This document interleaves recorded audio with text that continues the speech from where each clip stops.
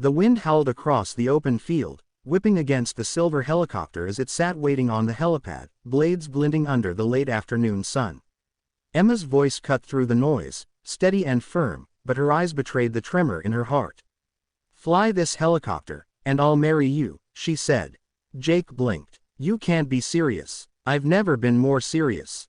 They stood just a few feet apart, two people with more history between them than either cared to admit. Old heartbreaks, half-spoken dreams, and one terrible accident that had changed everything. Jake had once been a rising star, an emergency rescue pilot in Montana, fearless and precise, saving lives in the most impossible conditions. But 2 years ago, a stormy night mission ended in disaster. His co-pilot and best friend didn't make it. Jake survived, but his confidence didn't. He hadn't touched a helicopter since.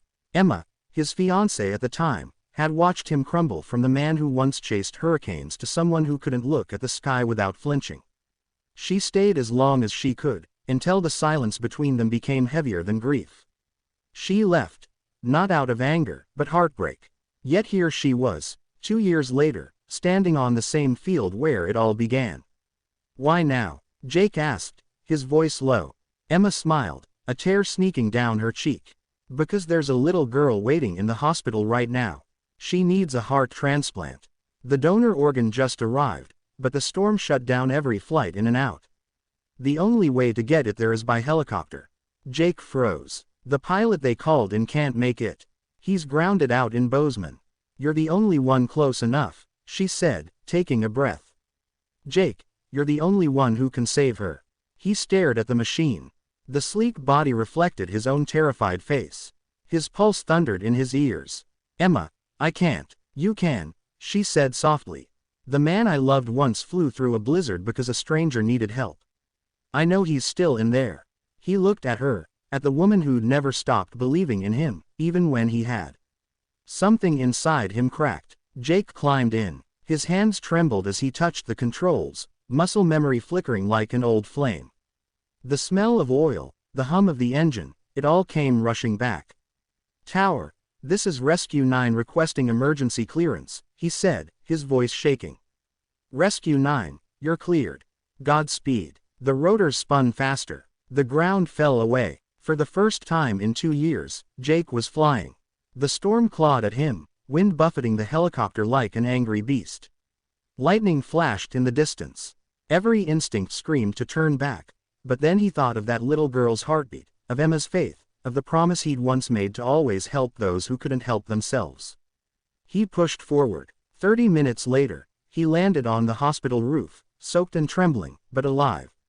Doctors rushed forward, taking the precious cooler from his hands. "She'll make it," one said.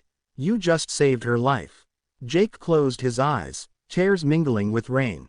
For the first time since the crash, he didn't feel like a ghost. When he returned to the field, Emma was still there, waiting, just like she always had.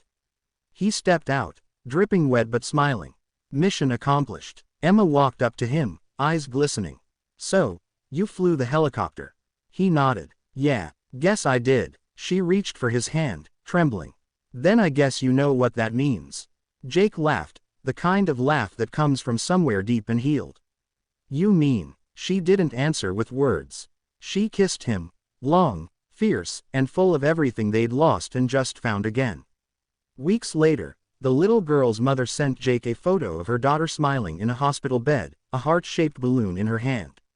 Underneath was a message, "Because you flew." Jake framed it in his workshop, right beside a small plaque that read, "Fly this helicopter, and I'll marry you."